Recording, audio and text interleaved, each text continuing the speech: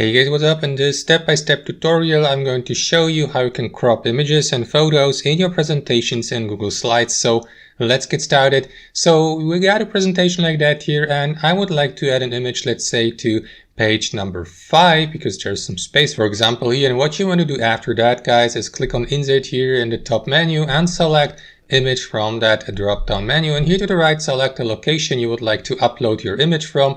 I'm going to upload a photo or image from my computer, so let me do that really quickly. After that, position your photo or adjust its size also, like for example by holding its edges and corners just like that.